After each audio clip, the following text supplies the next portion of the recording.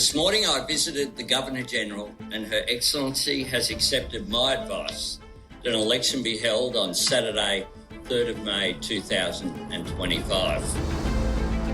Behind me you can see the campaign bus has become stuck on Pitt Street in the middle of Sydney CBD. The best example of soft diplomacy is the PNG rugby league team. Yeah. There's a whole range of... I don't think China plays rugby league, and that's what we Exactly, that's the point. Mr. Dutton they play ping pong.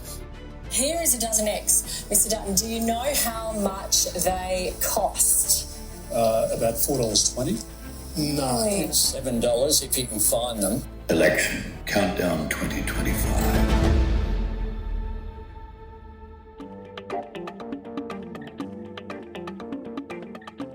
The presenting sponsor for Socially Democratic is Dunn Street. Dunn Street is a campaign agency that specialises in community organising. We only work with people who want to build power to make the world a better place. And if you want to create change in 2025, then hit us up at dunnstreet.com.au. A special shout out to all of our Patreon members as well. And you can join our community for free or for as little as $1.50 a month. And you too can help support this podcast. All paid members receive a welcome gift. So if you have recently signed up, please check your inbox for a message from our producer asking for your shipping address, because without that, then we can't send you your merch. And finally, today's episode is brought to you by Maurice Blackburn Lawyers. Maurice Blackburn has been fighting for workers' rights in Australia for more than 100 years. They believe the law should serve everyone and not just those that can afford it. So for empathetic and expert legal support, call Maurice Blackburn Lawyers today. All right, let's get on with today's episode. Okay, we are taping this one on a Tuesday morning on the lands of the Wurundjeri people back in Australia. Are we still doing Welcome to Countries? I thought... I was going to just say that introductory is at stake on on this Saturday. But welcome to our fifth and final episode before the election of our weekly election countdown series. There are 4 days left in this election. And since we last spoke, over 18 million voters that are eligible to vote in this election. Around about 3 million have already cast their vote, and the AEC predicts that at least 9 million of those will be cast before Saturday. Treasurer Jim Chalmers released Labor's costings, highlighting $100 billion in savings, and we've had the final leaders debate. And much like their campaign, Peter Dutton's campaign bus became stuck on a curb with its back wheel spinning and going nowhere. But two people that are going somewhere for the final time before election night to help me unpack this and more is the Deputy Chief of Staff, former Deputy Chief of Staff to Dan Andrews, and a Managing Partner at FMRS Advisory. Good old Eyes Roll McCrone, as she's now been known. Welcome back. I've been treating this as an audio format channel, and after watching back some of the videos, keep doing that would be my advice. I will never play poker again in my life. And former campaign director, senator, and member for Batman, and dressed in a lot of black today, so maintaining the persona, David Feeney. Welcome back to Social Democratic. Always a pleasure. Okay, you know the story, started play, 150 seats in the House of Representatives, 76 to win. Labor's currently sitting on 77. The coalition need 23 to win. They're currently on 53. We've got a bunch of polling that has come out again in the last couple of days. David, looking at the polling and the trends over the course of the campaign, and if you take Newspoll, for example, Labor's primary was 33 when the starter's gun was fired, is now 34%. Coalition's primary has fallen from 37 to 35. Labor's two-party preferred is now on 52. It was sort of hovering around 50.1 at the start of the campaign. So a little bit of movement there. But have we seen enough movement, or are we seeing enough movement that will be enough for Labor to form government on Saturday night? Well, maybe, I guess, is the answer to that. I think what decisive. All of those numbers that you just read out are within the margin of error. But if you look at the trend line of Newspoll and indeed all the polls, you see that over the course of this campaign, Labor has nudged forward and the Liberals have nudged backwards. And again, what all of those trend lines show us is that Labor has kind of fought its way into the centre of this campaign and is now in a winning position. Because this election, however, is so complex with so many moving parts, we can't be assured that that means election victory, because there are so many critical contests that are not between the major parties, but between the major parties and somebody else, whether that be Liberal versus Teal, Liberal and National versus Independent, Labor versus Green, and so forth. So, but you'd have to say it's as optimistic a place as Labor's been for well over 12 months. And it does suggest that a majority government is possible. Obviously, the Guardian newspaper and others will be doing everything they can over the next few days to try and get voters to deliver a minority government, but so that they can enjoy the progressive utopia that they've been writing about and are now editorialising about. But nonetheless, the people of Australia might still get a majority government, fingers and toes crossed. I don't think there's any way anyone can imagine the coalition are forming a majority government in this parliament. No, I think that's one of the interesting things of the polling that you've read out, Stephen, is the trend for the Liberals has been really bad on primary. And that is, so Labor's sort of eked up our primary a bit, but the Libs have quite clearly fallen backwards. I do wonder, there are two theories I have at play here. The first is that Peter Dutton's people have been listening to David on the podcast and have finally allowed Dutton to be Dutton. And we've seen him change his strategy a little bit this week and dive headfirst into culture wars, and I think we'll talk about the debate a little bit later.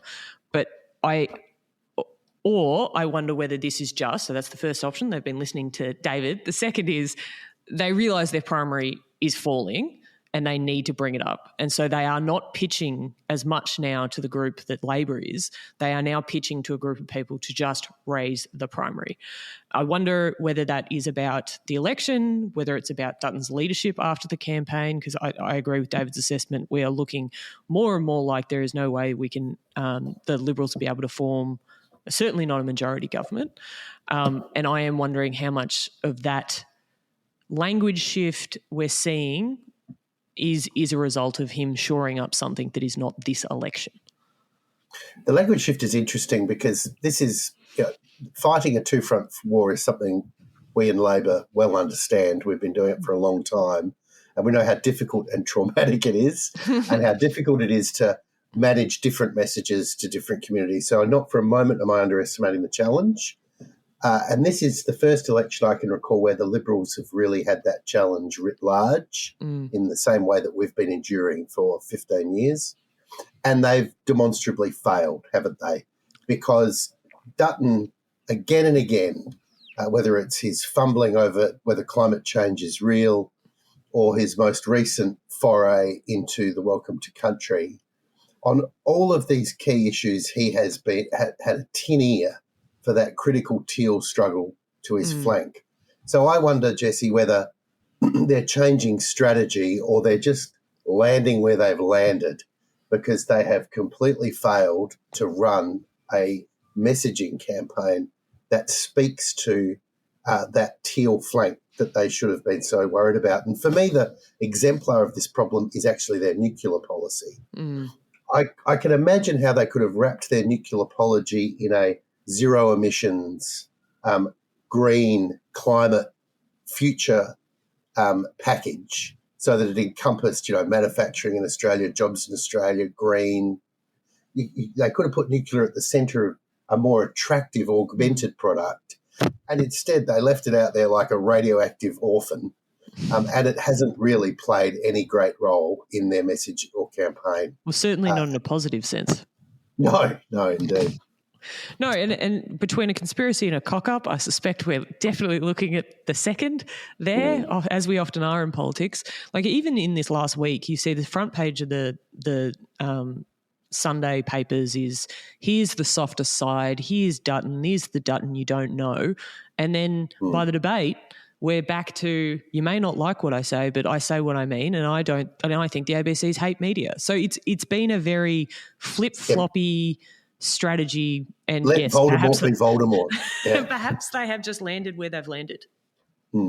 And they are spending a little bit in the last week or so. I just noticed, if you look at Dutton's diary, he has spent more time in teal contested seats, and they've wheeled out former Prime Minister John Howard to a bunch of events, which I know they've done in previous campaigns as well. But he's kind of came out late, and they've been sending him to those traditional blue ribbon seats. And then, interestingly enough, so they're doing that.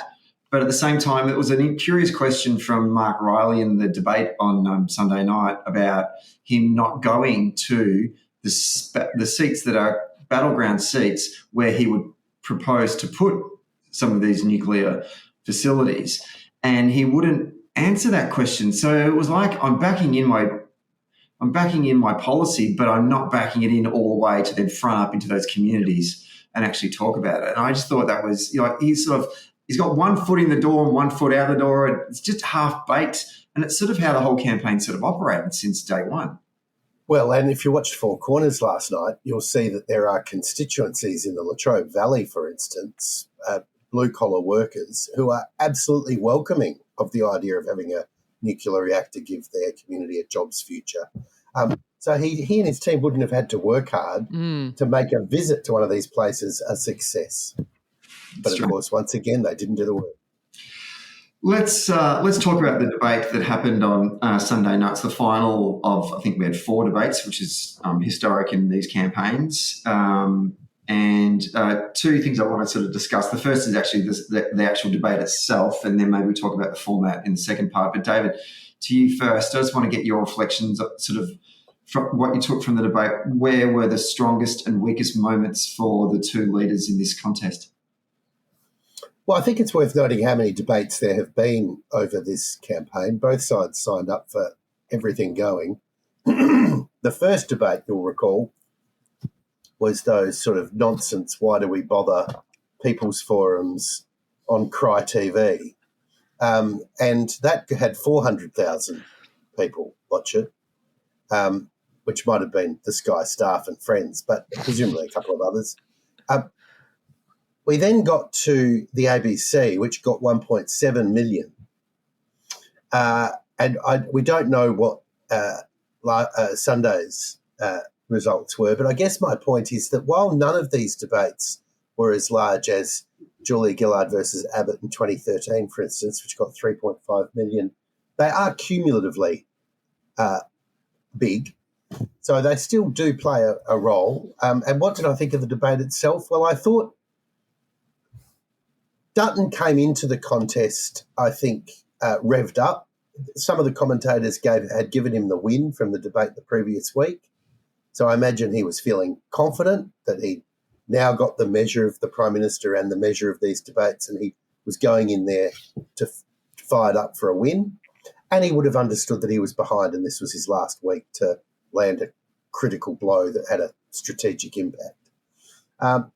But Albo, similarly, was confident, smooth, knew his stuff, was across his brief. And so I feel like they sort of fought each other to a standstill. And while Dutton was more pugnacious and combative than we've seen him before, it didn't ruffle the PM, and the PM marched on. You'll note at the end that the audience gave it quite overwhelmingly to Albo.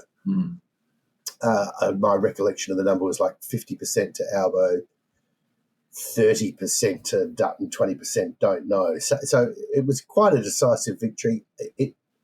Because I got so distracted by the format, because I'm such a jaded political animal, I didn't see the win in those decisive terms. But however you'd see it, Albo won it and Dutton didn't get the blow he wanted. Yeah, I was interested to see what you thought about the result, because I too thought it was a lot closer than what the poor bastards in that room had to endure for an hour or whatever.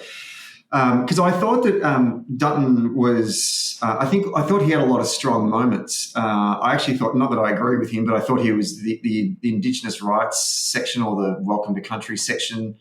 I thought that he was reasonably strong on that. When he was talking about cost of living, he was reasonably strong on that. But you're right. Albo looked so relaxed. No matter what Dutton was saying, it didn't ruffle his feathers, to quote you, David.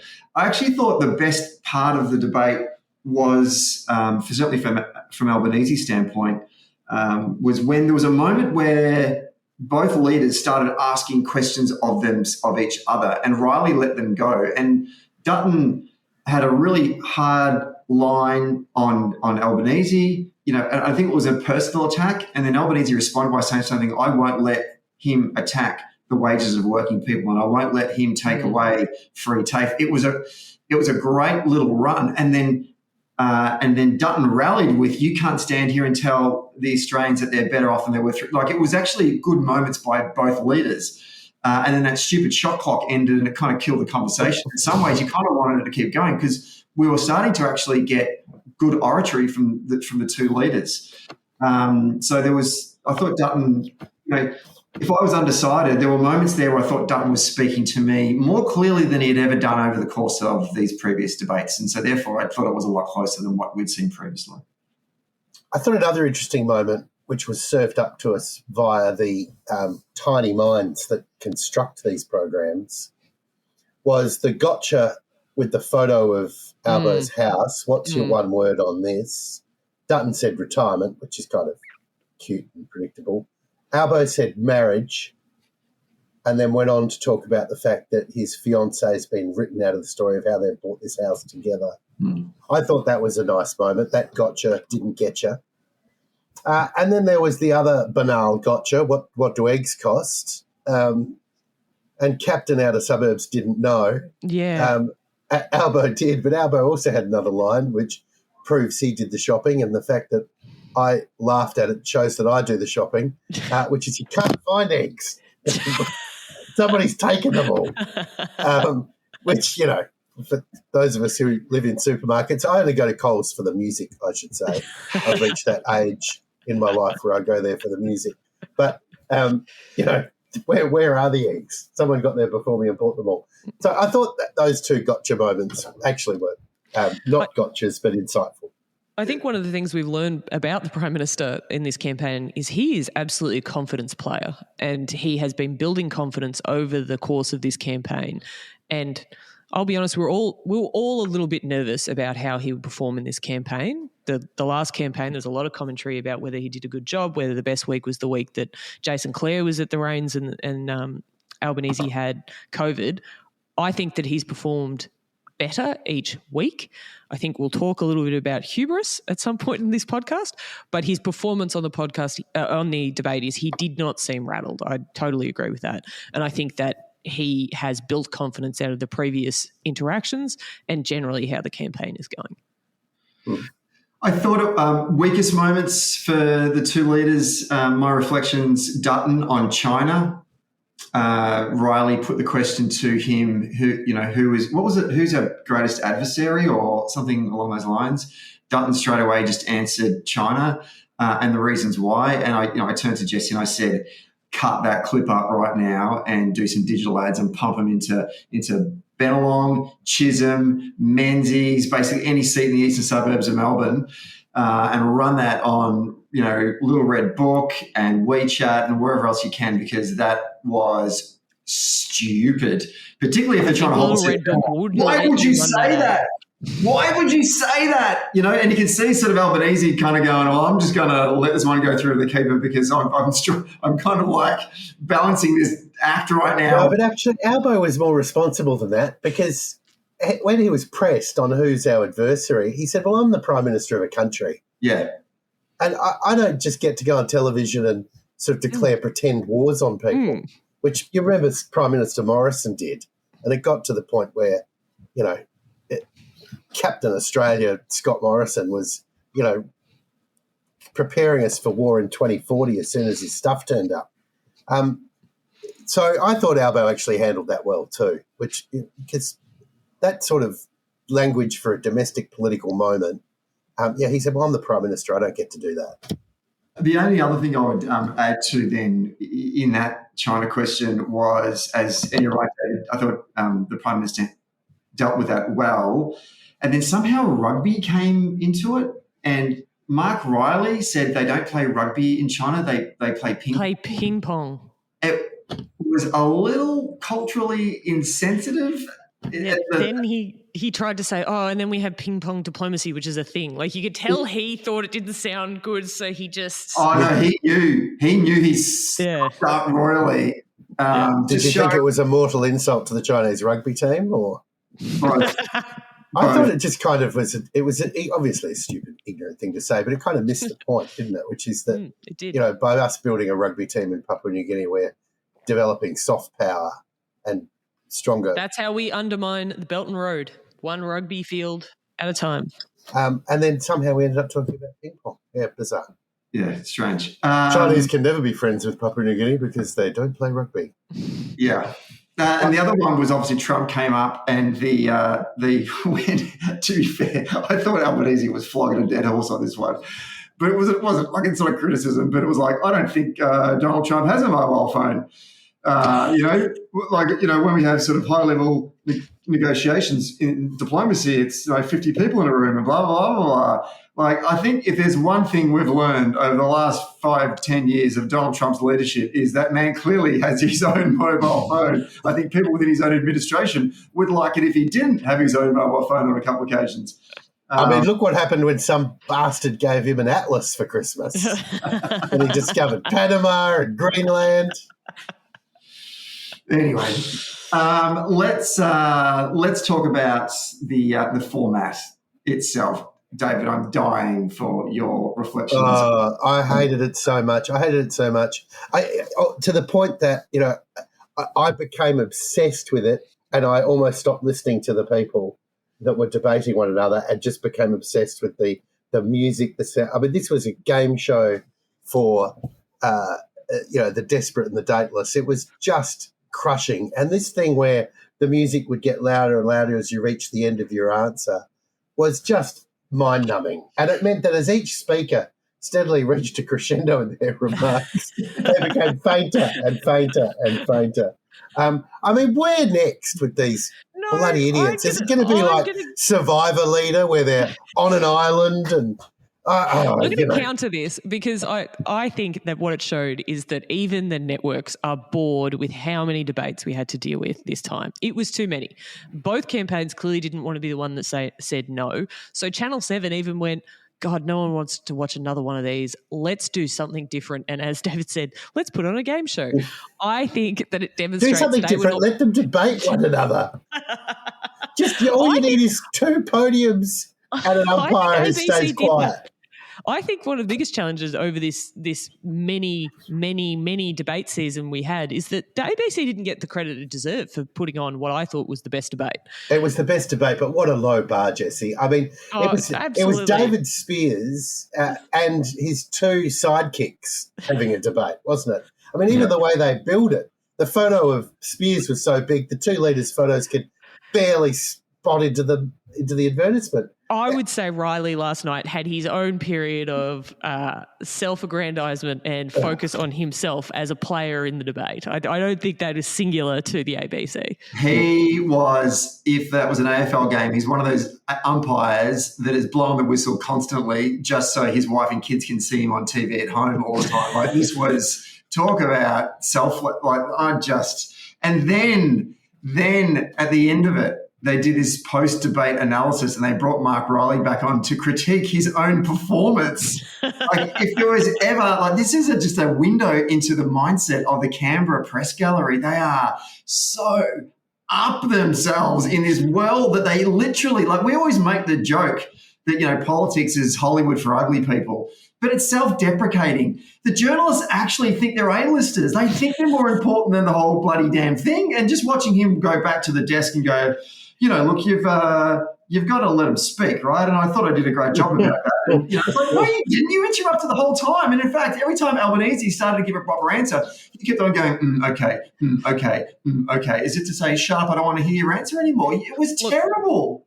I don't want to sound like the young person on this podcast, but I am, so I'm going to say this. I think that what you are both ignoring about this format is that people don't consume TV in the way they used to. And if Channel 7 didn't land the format totally, that may be the case. But at least they have tried to put something on that voters will consume. In the olden days, Jessie, they were allowed to debate one another. That fast part about like, here's the picture of the three-headed fish or the three-eyed fish, that was made to be cut up and put on social media. There was no other point to that apart from a 10-second clip to go into people's feeds. So I will defend the poor child at Channel 7 that's being berated by the rest of the producers right now, because I do think that it is worth trying these things. I don't know if Albanese had been I've just come up with that opinion, so I'm just going to back it in hard. I don't know if they'd explained to the two leaders that those rapid-fire questions that David talked about before when they put up a picture of Albanese's house, which actually, by the way, that moment there almost descended into sort of like had strong Alan Partridge areas of the interview. It was like, did you put the house under your name? You know, what was the follow-up question? What colour scheme did you use? Did you use a primer on the walls beforehand? How often did you sand in between each one? Like, it's the most irrelevant questions to the topic. But Albanese must have thought it was like those. The psychologists use the ink blot cards, and you're supposed to have one word as to what they are. I think he thought that's what it was, so he was playing along for this game, desperately trying to think of one word, whereas Dutton just completely jettisoned that and used an opportunity to try and get his talking points in. So it just didn't work at all. Like, it was just... anyway. It was a terrible format. So glad these debates are over. Let's turn to, it's a final week, and Jessie and I were reflecting on the final weeks of previous campaigns, and I wanted to talk a bit about how you finish out a final week and how not to finish out a final week. It's been a good campaign, as we've discussed over the last 4 episodes, for Labor and the PM, and a surprisingly poor campaign from Dutton and the Coalition. But we're not there yet. And even in your opening remarks, David, you're sort of saying, you know, the polling is showing a trend that's great for Labor, but, you know, is it enough? And so you don't want hubris to creep back into the campaign. And when I think back of when hubris can creep into a campaign, I think back of 2019, when in the final days of the campaign, with the tragic passing of a great Labor legend, Bob Hawke, instead of Bill Shorten and the campaign continuing to talk and put the people of Australia at the centre of the conversation, it became a tribute week to Bob Hawke, to the point that Bill Shorten is having beers at Trades Hall on the Thursday or the Friday afternoon with all the comrades when he should have been out there talking to voters. And then I'm not saying that's the reason why we lost, but it is it's a window into the mindset of a campaign that thinks it's won. So I just want to get a sense of where we're at right now. Like, on Good Friday, Dutton visited a Maronite Catholic church, 2,500 parishioners, whilst the PM walked his dog. So I just want to you, Jessie, first of all, are we seeing a little bit of hubris creep into the Labor campaign? Look, one of the things that is really hard to judge for election watchers now is the capacity to narrowcast message and work. So, yes, Albo spent Good Friday with a walk with Toto. That was his media event. That was his pick fac. I don't know whether then he headed back to campaign headquarters and spent the rest of the time filming individual videos for our target seats of him talking about local commitments or him talking about urgent care centres. Like, I don't know if he's done that. Certainly in previous campaigns I've worked on, if the leader isn't on camera, it does not mean he's not working. For Daniel Andrews, for instance, a lot of the time where he couldn't be talking to voters, he was talking to volunteers. Stephen, you know this better than most. Like, he's jumping on phone hookups with them, thanking people for their work, doing everything he can to like sort of expand exponentially your resourcing effort by recruiting people in. So it is hard to say whether Albo's campaign is doing that other stuff because we wouldn't necessarily see it. But I really, really hope they are because, I read the article in the SMH from, I think it was Matthew Knott, about the Easter long weekend and the different effort that both of the leaders went to. I think that if we win a majority government, everyone will think that the campaign was perfect and, Albo was well cadenced and everything was really well run out. If we miss that by 1 seat and 100 votes, I think people are going to look back at that article and look at what he did over that long weekend and think, should we have been doing more? So it's really going to be a question, as it often is in campaigns. The result will determine whether everything on the campaign that happened was perfect or whether everything that happened on the campaign was a disaster. Not everything that happened on the 2019 campaign was a disaster, but because of the result, everyone decided that everything Bill did was wrong. And I don't think it's a fair assessment of how campaigns actually work.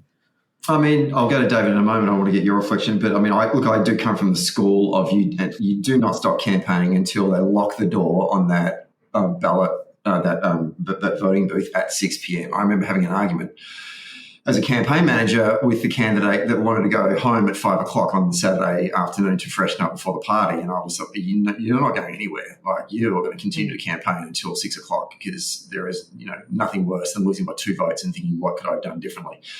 David, what are your thoughts about the campaign? Is there a little bit of hubris creeping in, or do you think we're still laser focused on what we need to do? Yeah, I think you're being harsh. I think there is a hubris element, but it's not Labor's hubris. And let me explain. I think we've seen quite a number of commentators throw up their hands and say, "Oh my God, Labor's got this one." And so if you read Peter Credlin, for instance, last week, her article in the Weekend Australian, "What have we done to deserve Labor? Are we really going to reward a bad government with another 3 years?" These people are going through a grief cycle at the moment, and rage has turned to despair. We're watching it in our papers and on our televisions. That's not Labor's hubris. That's the fact that a whole lot of the conservative arm of the media has burst into tears and is having a tanty. And that's sending out a message that Labor's got this thing won, but it's not emanating from Labor. I don't think that's entirely true. There has been briefings directly to papers about the aggressive game, the switch in strategy, the fact that we are now spending more time in Dixon. There have been ads that have gone out. There have been and this may just be a fundraising effort. I don't know what the strategy behind it is, but Labor is projecting strength and confidence. It is not all the Conservatives that are saying this is run and done. I'm not saying Labor saying it's run and done. Is not hubris. I don't think Labor. I don't think Albo, most importantly, and the team are projecting we're now moving to a measuring up the drapes phase of the campaign. They are still fighting. What would you call handing out in Canning? Well, I think wherever they campaign, they're calibrating pitches, and I don't think it's diabolical to hand out in Canning. No, I think that there is, again, a psychological impact that you can have by going to Canning and getting in Hastie's head. I think that could have been as easily achieved by the Deputy Prime Minister. You don't need to get into Hastie's head because... Well, there's not much going on in there, so... I rate Hastie. I think he's quite a formidable politician, but, after the defence announcement, he's in witness protection. And I think he was in witness protection before the defence announcement. Yeah, well, so... in this final week, we've got Dutton doing this madcap tour of the marginals, which, so what? And Albo's doing the press club. Now, that's not hubris. That's Albo doing something that I used to complain about for the last 12 months, which is taking control of the national conversation, retaining the strategic initiative, and making sure in the final days of the conversation he's still got his hands around the throat of what this election is about. So I don't accept the idea that Labor's full of hubris. I think what we're watching is a significant constituency in the media burst into tears and wander around saying, how is this possible? How can our boy have been so bad? Yeah, look, I agree with them. I don't know how their boy could have been this bad, and he certainly has done a terrible job. I do think Stephen's question was, are we seeing some hubris creep in? I don't think it was, is Labor measuring up the drapes? I don't think they are, but I do think that there is an increasing element of confidence, and how that's playing out in strategic calls will be interesting. And as I said, if we win and we win well, the last week will be seen as a masterclass. If we fall short there will be questions about whether he should have spent more time in Gilmore, which is a seat which neither leader has visited. Yeah, I mean, I think you're right to say that we should be vigilant. And, in 2019, that Constantly. famous photo of a whole bunch of senior shadow ministers standing around like they were posing for West Wing, which has kind of haunted all of them ever since. Like, no, I don't think Albo's going to make any of those sorts of mistakes. He's not. No. One thing that we haven't spoken about over the course of the campaign, but I am interested in getting reflections from both of you because of your extensive expertise in political campaigns. The fact that over the course of this campaign, we've seen a number of Liberal candidates be exposed for the shortcomings of their past.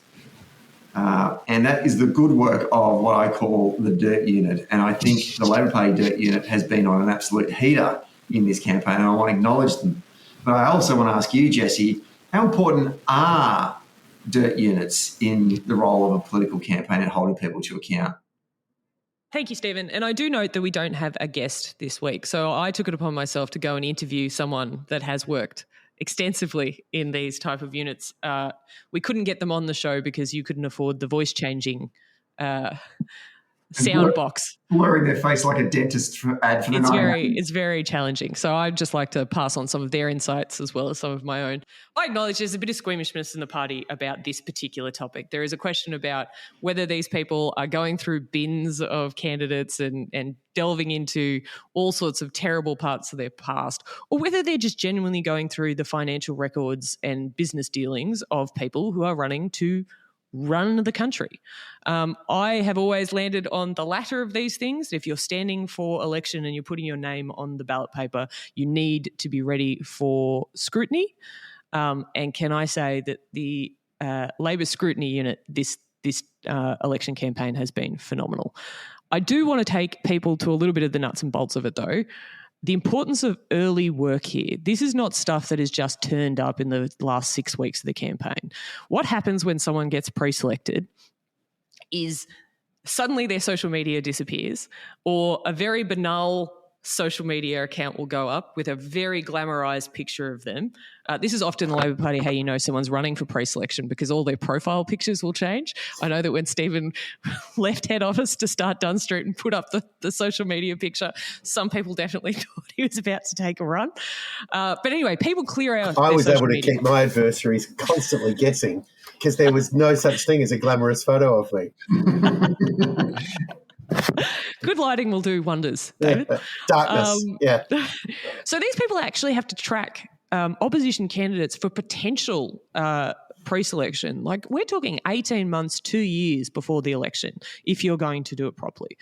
There has to be a comprehensive library of material that has to be easily searched but well understood to make the connections that you need to. If there's something that happens in the campaign and you have in the back of your head that the candidate from Gilmore in 1973 actually said this thing about this topic that's come up, that takes an extraordinary amount of filing, understanding and work. So I just credit to the people who do this work. They're phenomenally forensic and it's very impressive. I think the interesting thing that we've seen in this campaign is that normally there's this sort of old age adage that you wait until nominations are closed and then you dump all your research. And that means that the candidates can't get off the ballot and the opposition are left with this candidate who's been destroyed. I think there has been a bit of a change in strategy in this campaign, and it's been done very effectively, where they've run out this constant drip feed of information about the opposition. And I think it has shown the vetting process of the Liberal Party to be absolutely terrible, because some of this was just very easily found. Like, I've said it before, I cannot believe the candidate from McNamara from the Liberals has been and ran for pre-selection for the Greens Party. I cannot. I do not understand how they let that happen. So some of this was easily avoided from the Liberals, but some of it was a really, really, really excellent get. So another thing that the Democracy Empowerment Unit did was explain that one of the candidates in New South Wales had said some things about the ADF and women's roles in it, and it was terrible.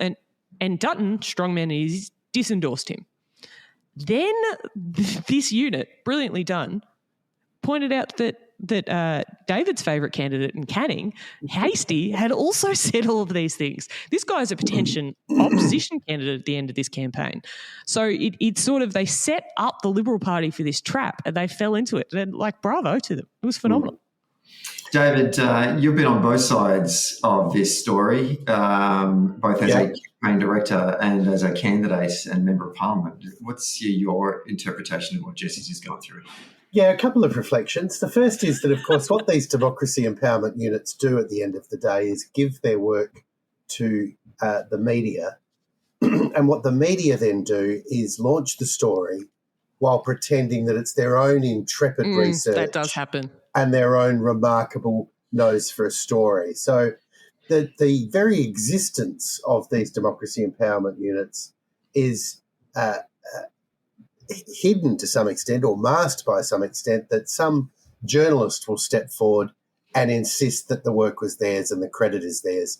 And this got to the point, I recall, in the final years of when I was in Parliament, where Bill Shorten's media unit was known as the Walkley winning media unit, because some of its work had been launched by journalists and they'd gone on to win Walkleys because of their remarkable efforts in journalism. Just another thing that when you sort of look behind the veil at Australia's media and the conduct of journalists, you just see the most extraordinary act of plagiarism, really, and the kind of plagiarism that wouldn't get you anywhere except perhaps President of Harvard.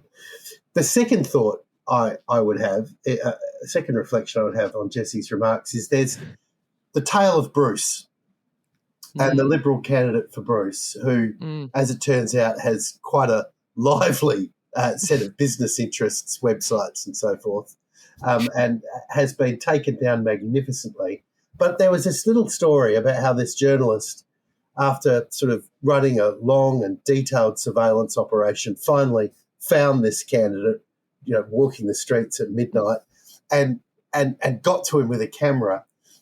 And there was the story of the sort of Liberal Party minder jumping in and saying, well, hang on a minute, this is about safety of the street. And I just thought to myself, you could just imagine in Liberal Party headquarters, somebody said, how did we get this idiot pre-selected? And then they turned around and said, Jeff, you're a veteran. You're a political master. Your job is to sit on this candidate for 4 weeks. Down you go. And make sure that we never see them again. And so there's this capable, talented Liberal Party minder wrestling this candidate out of the camera and trying to answer the questions himself.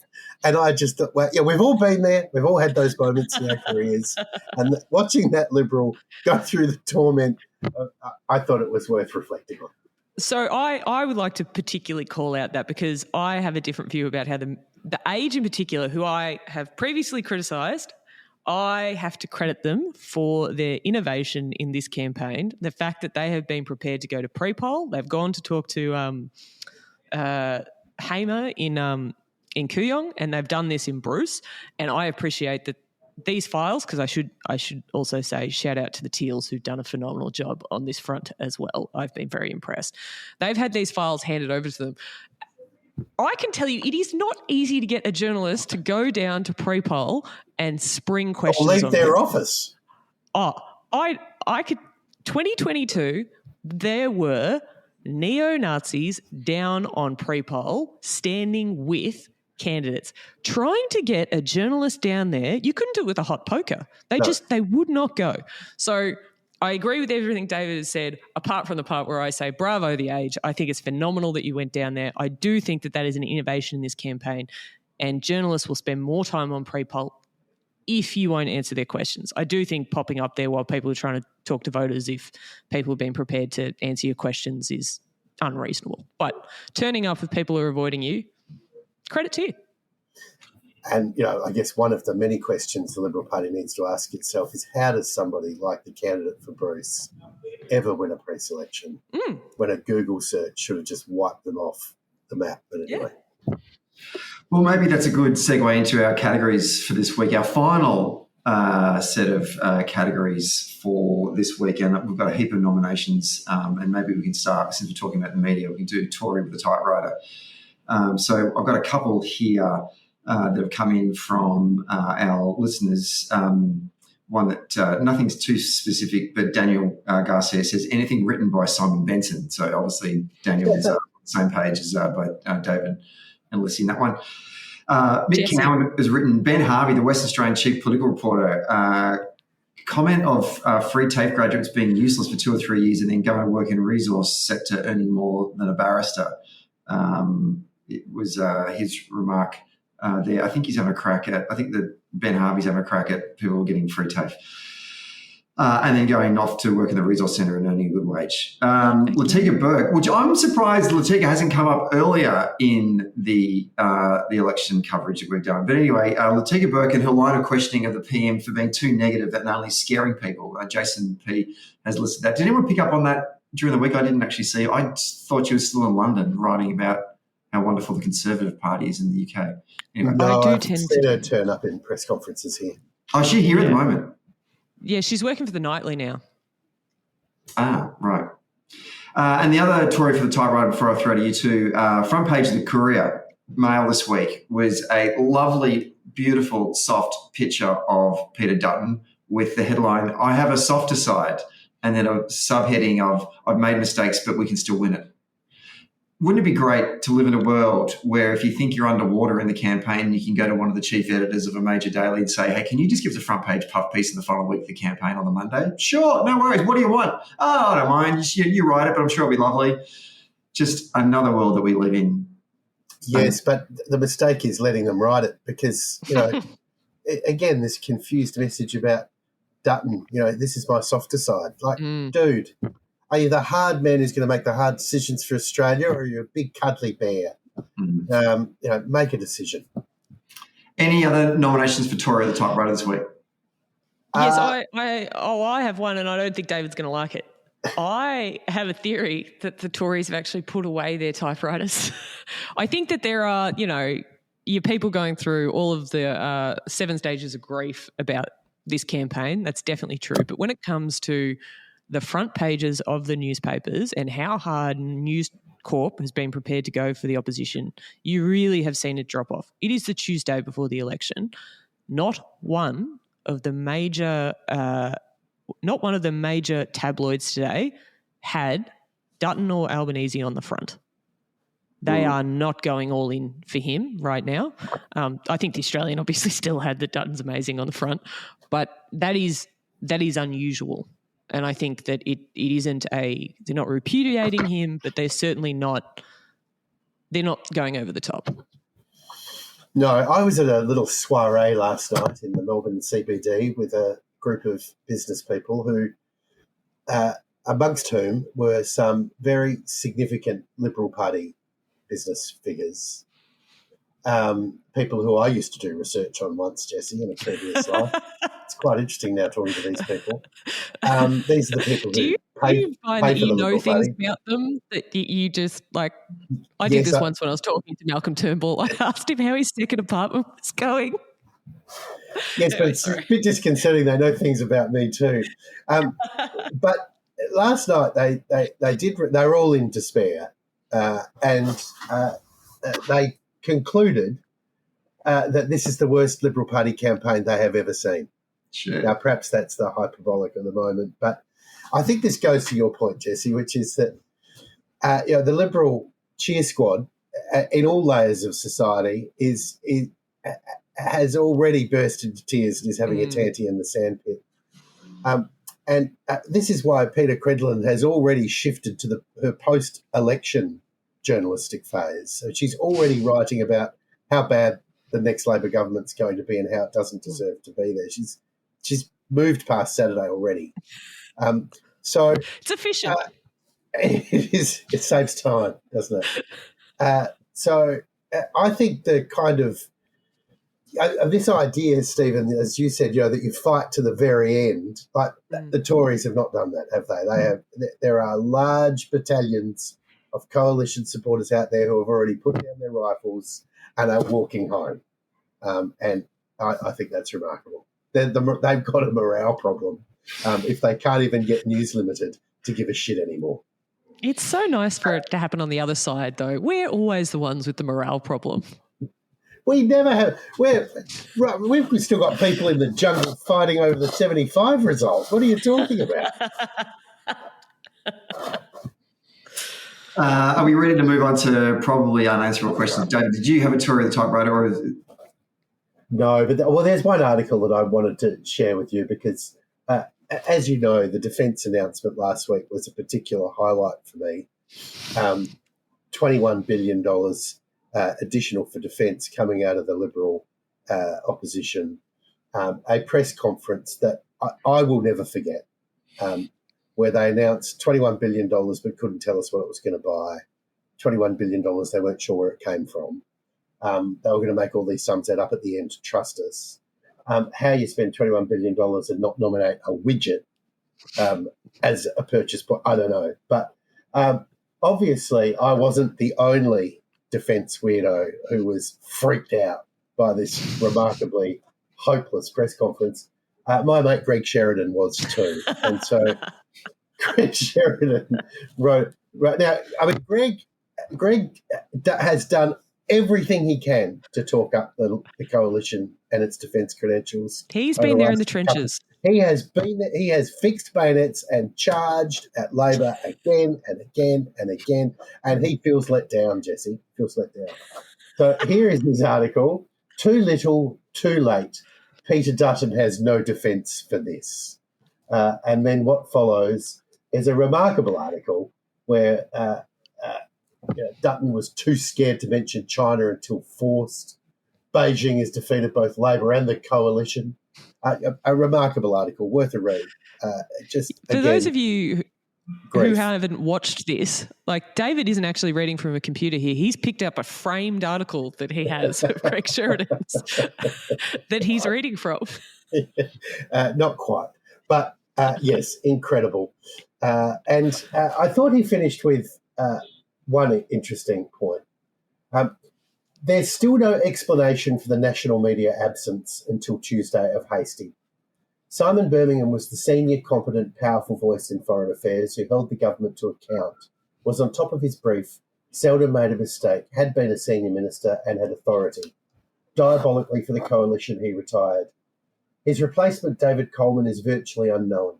With Hasty effectively in hiding, the coalition pursued a national security election with the perfect trifecta: no visible defence spokesperson, no visible foreign affairs spokesperson, and no defence policy. You couldn't make it up. I thought, and that's a neat little summary. You'll remember, Stephen, when Birmingham announced his retirement, I said the coalition were going to miss him. Once again, my mate Greg Sheridan agrees. I didn't have Greg Sheridan being read out on this podcast as part of my bingo card, but there you go. By the time I'm here to surprise. Let's move on to probably unanswerable questions. We've actually got a few this week, and two of them, let's start off with, are quite schizophrenic. The first one is from Shane Egan. He said, genuinely concerned that it will be a 2019 repeat. Who wants to take that one, or are we just going to let that hang?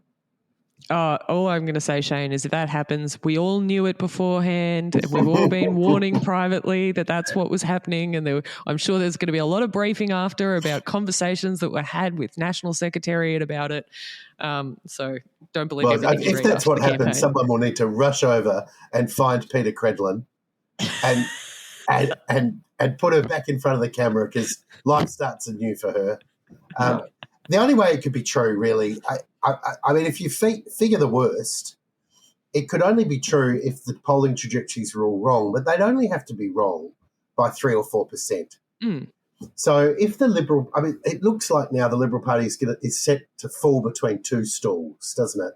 Where it's not going to win the outer suburbs and it's not going to win the inner city. It's going to end up with nada. 2 or 3%, and it could do both, and it'd be back in the game. So anything's possible in politics, but if the polling means anything, then the Liberal Party is set to fall between two stools, and Labor will be the largest party in the parliament, if not a majority. Unlike in the United States, where the polling tends to underrepresent Republican voters, I found both at a federal and a Victorian state level anyway, that both the published polls and also our own internal private polling, certainly this is my experience in Victoria, is that we were underrepresenting the Labor vote. And we saw that at the last state election, and we saw that at the last federal. In fact, we saw that last two state elections in Victoria, and we saw that last federal election.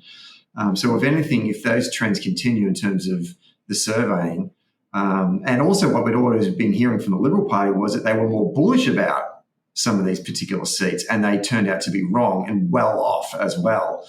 I think the phenomena where people were slow or reluctant to identify as Conservatives in polling is largely behind us. There was this thing about One Nation voters not admitting they were One Nation voters, this phenomena of Trump voters. I have heard some Americans talk about the neighbourhood poll, which is when you ask someone, how do you think your neighbour's voting?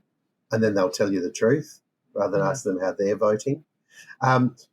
Anyway, irrespective of that, I think right-wingers feel a lot freer to talk.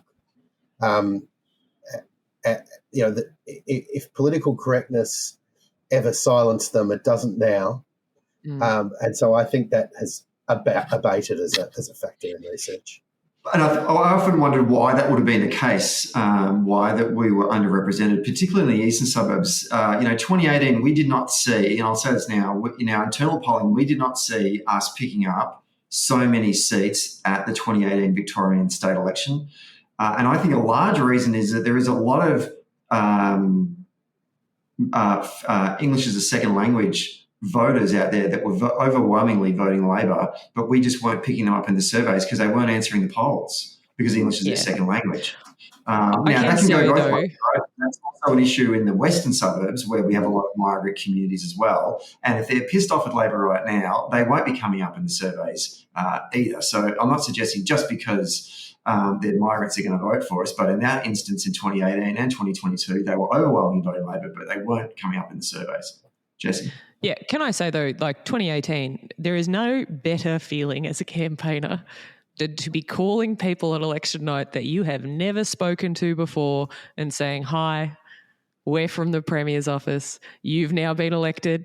This is the last number you don't know that you answer tonight. Lovely to have you with us. Amazing. The same thing happened in WA. In 2002, which was an election where I think we won 62 of the 88 seats in the Legislative Assembly. And I said to my campaign team, I feel like we've lost touch with the front line. Like our lead tanks have gone so deep into enemy territory, I don't even know where they are anymore. We're conquering communities I've never seen. It is a good feeling. True story. The then newly elected member for the state seat of Hawthorne, John Kennedy, retired school principal, had already gone to bed on election night, joyous that Labor had been returned in a landslide victory to the party, and satisfied, turned the telly off, went to bed, got a phone call from head office. John, you need to wake up. He goes, I'm in my pajamas. Very good. Daniel Garcia, then on the flip side, who leads the Libs after this election? That's probably a question. I've had this conversation with a few people and none of the options are particularly good, like Angus Taylor, Sussan Ley.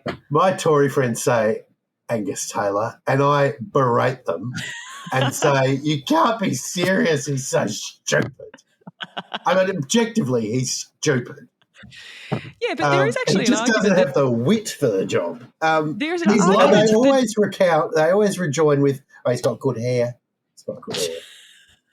Got a good head of hair. He looks good. He's the John Hamm character in 30 Rock. He's good looking, but no one's ever told him in his entire life he's not very good at things just because he's so good looking. He actually thinks he's good at tennis, but he's a terrible tennis player, but no one's ever said to him, you're not very good. Because he's good looking. Yeah. There's an argument that they should run. I know this is an argument that's run in the Labor Party. You know, we're not winning enough seats in Queensland. We need a Queenslander to win there.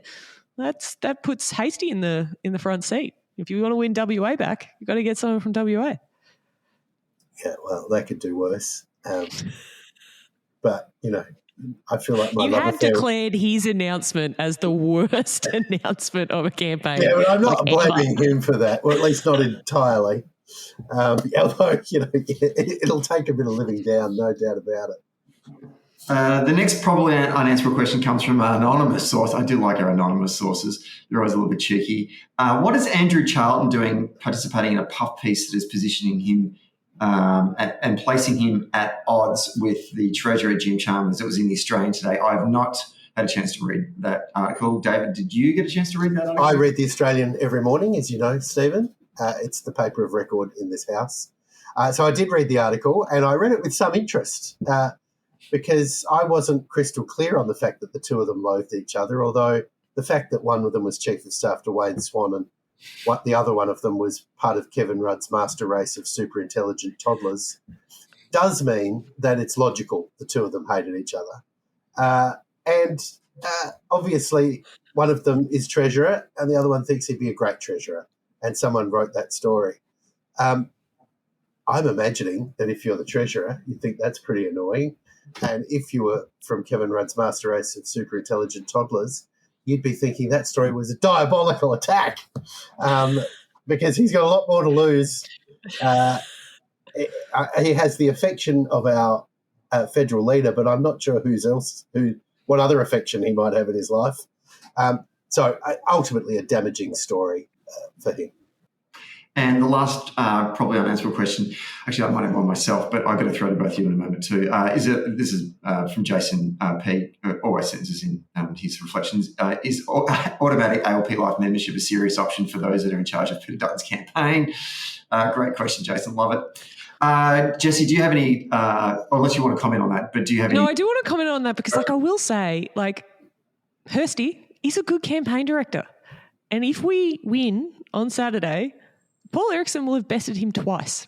And I think that is just worth noting that Paul Erickson and Jen Light, and the reflection I would make here, head office at a national level for many years has been run in a pretty riven way. I think that everyone that's been involved, I've worked there during that period as well. I think anyone that's been involved has acknowledged there hasn't been a lot of trust between different officials.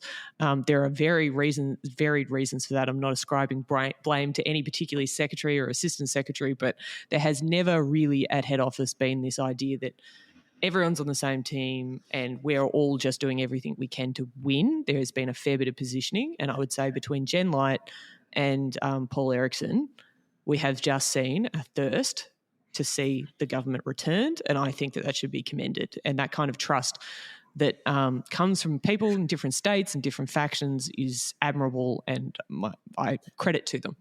I just completely agree with Jessie. After this campaign, if those guys bring home the bacon, this will be an example, I think, a stunning example of how a party organisation took a faltering government and in quite a short order reinvented it, relaunched it, and dragged it across the line after it had spent the best part of 3 years wrecking its own credentials. And Albo and the cabinet, if they are fortunate enough to sit around that table again, their first thought should be that Erickson and company just saved our sorry asses, and our first order of business is to build them all statues. And perhaps consider running the government like the campaign was run, with a clear central campaign and strategy. And, I've always congratulated Albo on the fact that he does run cabinet the way he does, and he does let all of that talent on Labor's front bench have a degree of creative autonomy. But the message and the media management must continue to be centralised, and I hope they learn that. And the direction and where we're trying to get to. So absolutely. The story, yes. Yeah. Any other probably unanswerable questions for today from the two of you? Do you think we're going to win? Well, we'll save that for the end. But that was quite cute, David. I like how you answered. I just saw a window into the 7-year-old David Feeney. Most reluctant door knocker awards. We've got a couple here. Obviously, Zahid Safi, the Liberal candidate from Bruce, is. Oh man, he is actively not door knocking, isn't he? Has regressed after Charlotte Grieve from The Age chased him down for an interview for 3 weeks. That's from Daniel Garcia. Lovely nomination, Daniel. He's probably door knocking all the people that he set up as fake names for his business and asking them to not answer the door. Yeah, his childcare business that's out the back somewhere. Another reluctant door knocker award is awarded this week to Peter Dutton for intentionally stalling the campaign bus in Sydney to get out of going knocking a few doors. I mean, geez, I've seen candidates go to some lengths to get out of talking to a voter, but that was a bit extreme, I thought. I tell you what, it does tell the difference between Melbourne and Sydney. If the campaign bus got caught in a bike lane in Melbourne, it would be run on the news for weeks. What I liked was the pictures of this giant bus stuck on the curb and one poor bastard trying to push it off. I thought either he's got superhuman strength and we're about to watch, a Marvel character here, or alternatively, there's at least one Tory who hasn't given up. Hot take of the week. This is from Jason P as well. Screwing over, quote-unquote, the voice made Dutton and the hard right think that Australia actually supported their Trumpy values, which gave them a false sense of security entering into this federal campaign with no actual policies and a run, this sort of Dennis Denuto, it's the vibe campaign. Instead, One Nation easily out-magged them and took their primary votes from the right. That's from Jason P. That's his hot take of the week. An interesting take that I think actually is worth reflecting on. Well, how do we think One Nation is going? As the kind of default anybody but the Liberal right-wing vote. I'm not sure. I mean, they got a little bit of publicity this week for receiving Liberal Party preferences, but I'm not sure that that's where Liberal Party preferences are going, primary votes are going. I do wonder in Queensland, though, I think that's impacting them in some of those more regional seats, and that's sort of what came out of the conversation with Evan Moorhead this week in our 3-hour-long bonus episode where we went seat by seat. 3 hours and 46 minutes, Stephen. Thank you. Record podcast broke our last part to 76, one from 3 years ago, which was 2 Even hours. Joe Rogan couldn't make it to the end of that one. I couldn't believe it how long it was anyway. People, I'm getting comments. It got dropped today. People are listening to it. So there you go. Lots of time ahead. I looked at the highlights reel, which I think was 7 minutes long. Yeah. Dude, I think he's reflecting on those people that were guests there. Mel Meninga, In Over My Head award, obviously once again, same bloke, old mate Zahid Safi for the Liberal Party. Yeah. Massive Mel Meninga, like literally running from the camera like a current affair type Shonky Plumber kind of story, only for his media advisor to say, sit there, sat in the car for about 5 minutes and re-strategise. Maybe you should go out there and do some questions, but I'll be close by asking him questions. Say something about cost of living. Say something about security and safety. Crime's coming up, a lot of crime. I want to interview that advisor. That's the hero of this campaign I want to talk to. Daniel Garcia also nominated James Patterson, who continues to deny connections to a former Liberal candidate, Benjamin Britten, despite the evidence to the contrary. I'll not cross that one, but there's another Mel Meninga. Any other Mel Meningas from you guys before we move on to the next one? The marginal seat Hunger Games, also from Daniel Garcia, Wannon. The battle of the century is brewing in Wannon, down in Warrnambool in Victoria's southwest. Well, it is an interesting fight. Alex Dyson, a local sort of radio celebrity, is running a campaign down there where he's orange, not teal, but funded by the Climate 200 organisation. He's running a big campaign. Dan Tehan, his Liberal Party opponent, has been forced to run a big sort of defensive operation across Wannon. And I haven't seen any reliable polling, but the rumour mill suggests it's going to be a serious contest. So it's a smoky to watch on the night, and the Liberals will be justifiably horrified if they lose it. And to your points earlier on, David, like when you sort of set up the conversation about, for the first time, the Liberal Party's having to run campaigns with two fronts, where Labor has become familiar with it.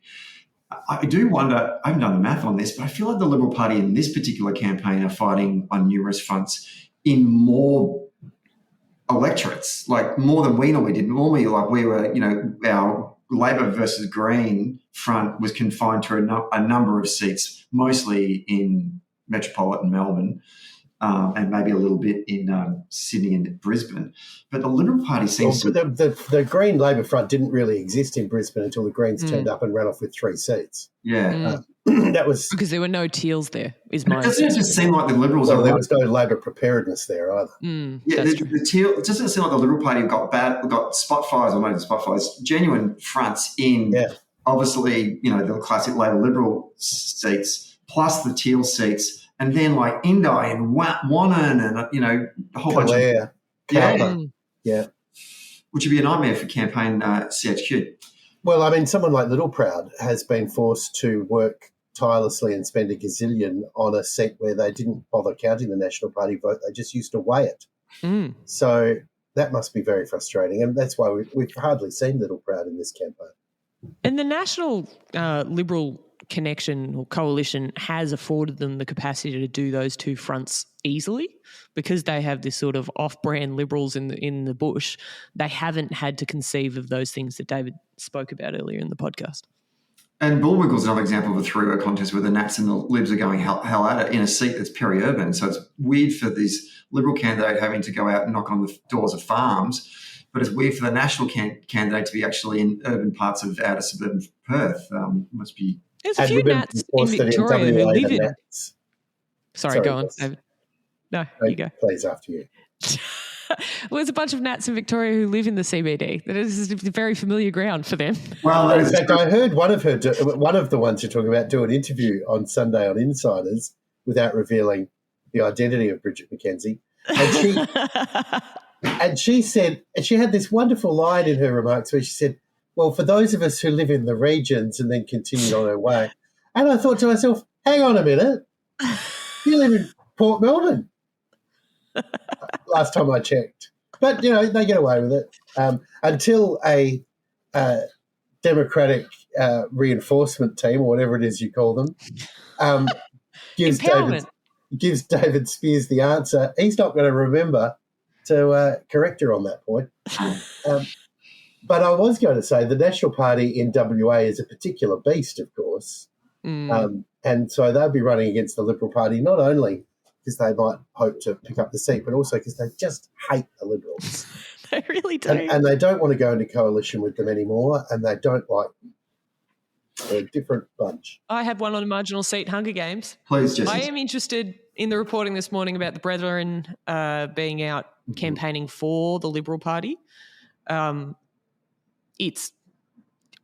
not sort of going to go into the subject there. I'm going to talk about the email that was sent out from the Victorian branch after this story, which talks about why we need you, building urgency. Great. The list of seats on it that they're asking you to volunteer in are Hawke, Corangamite, Chisholm and Gorton.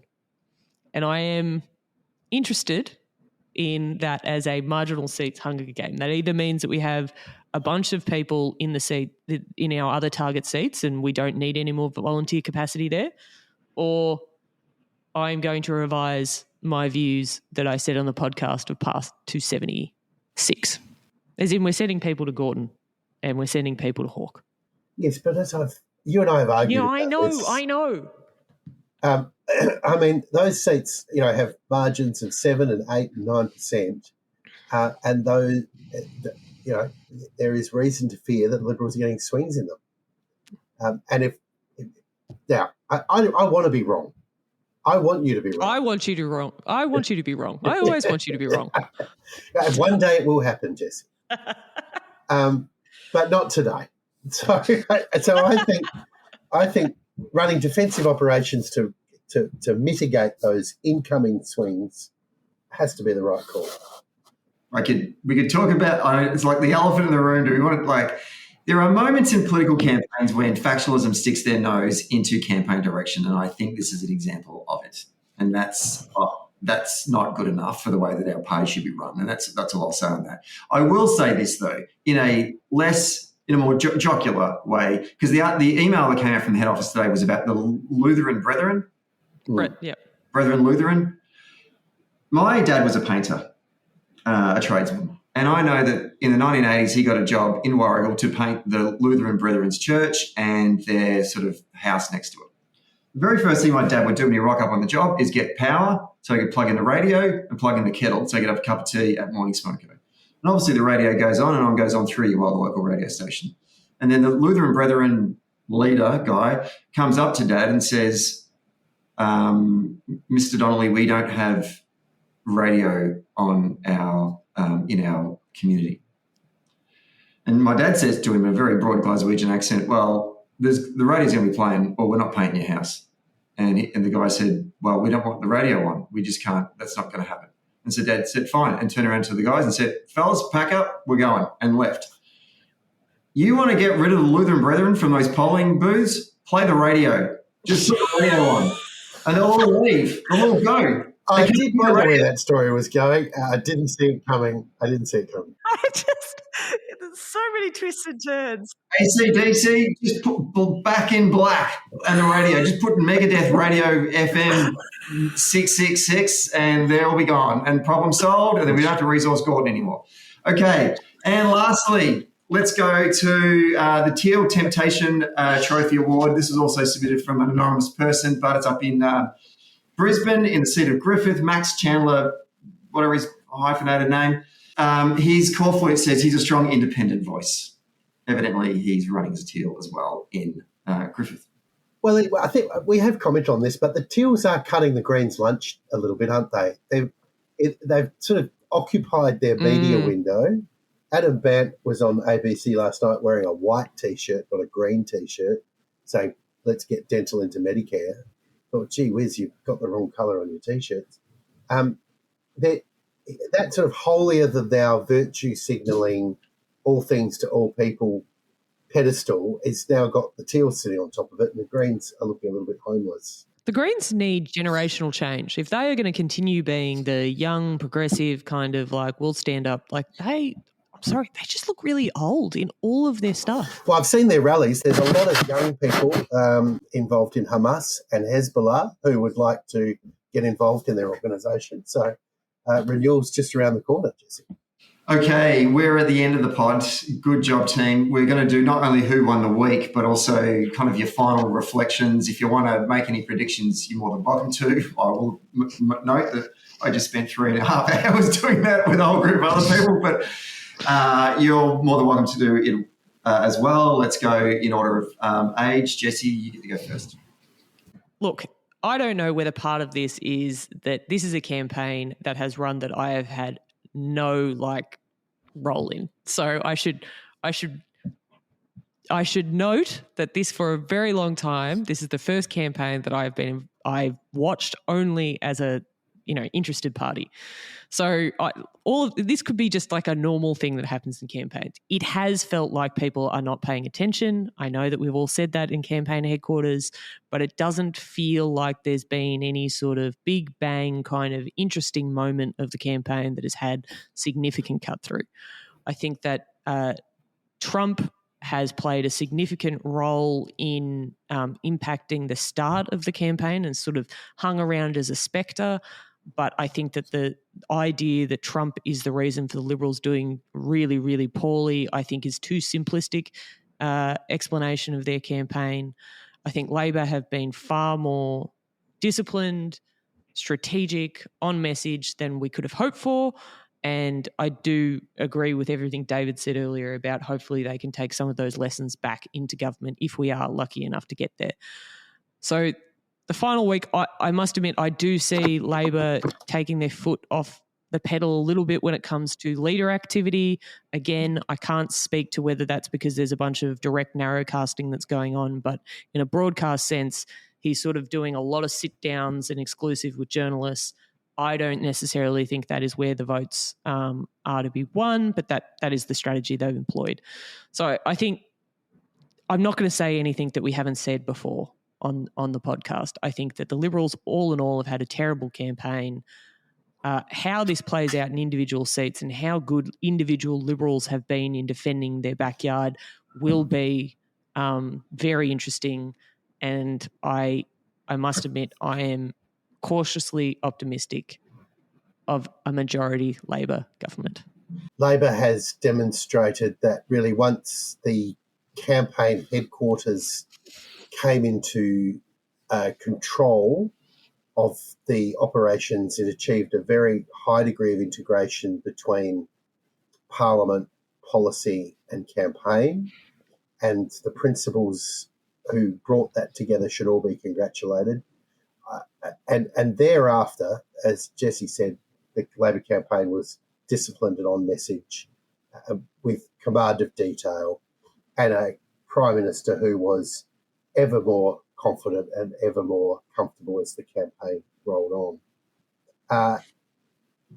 Conversely, a coalition that had magnificently surfed the issues agenda over the preceding sort of 12 months or longer, suddenly found itself in a contest where it needed to do some paddling and had forgotten how, and there was no integration between the various parts of its campaign, and it's fallen very, very flat indeed. I think Trump has played a role in the sense that this sort of right-wing zeitgeist, which was working so well for the Tories for so long, suddenly fell off a cliff and left Dutton stranded.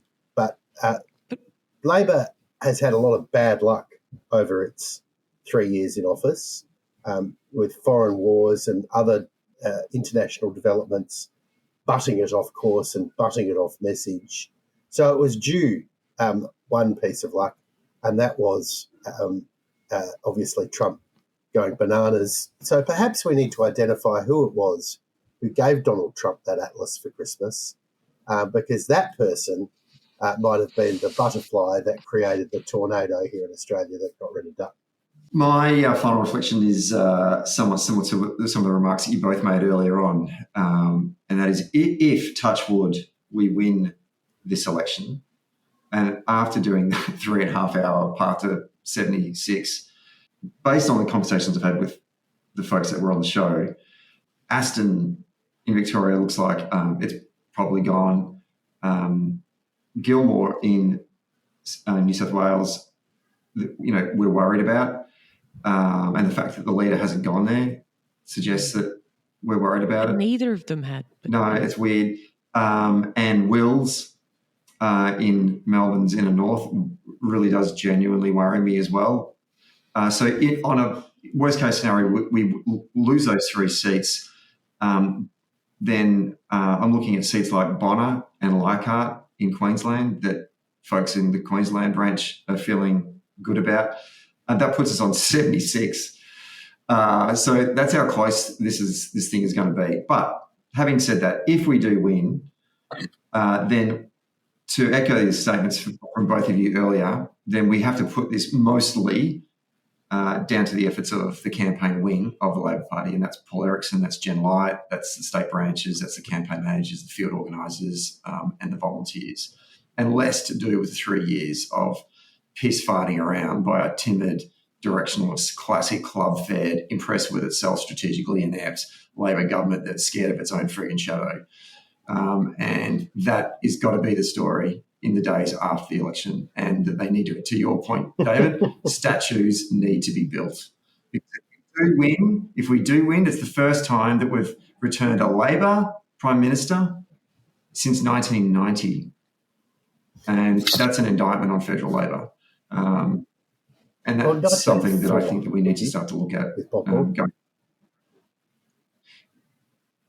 No, the same Prime Minister, 87, 90 was the last time we returned the same person. He was re-elected. 87 he was re-elected. 1990 he was re-elected. And then he was I see what so the last time it happened, not the first time. Yeah. So it's been a long time between drinks is the point I'm making. Yeah. But we'll find out on Saturday night, hopefully. For the rest of you, thank you so much for listening to all of our episodes. We will be back with our post-election analysis next week, but before then, we still need to win this thing. So sign up for your final phone banks, sign up for your final door knock shifts this week. There's phone banks and door knocks happening all across those target seats right up until Friday night. Plus, on Saturday, we need people to staff booths to hand out how to vote across the day. So go to alp.org.au, register your details, or go to any of the Labor Party state branch websites. I'm sure you'll be able to find contact details to sign up for a shift there. Don't forget to listen to our Path to 76 bonus episode that dropped on Monday. Subscribe to the pod and tell your friends. David Feeney, thank you so much for your contribution to today's episode and previous episodes. My pleasure. And Jessie McCrone, thank you for your contribution to today's episode and previous episodes.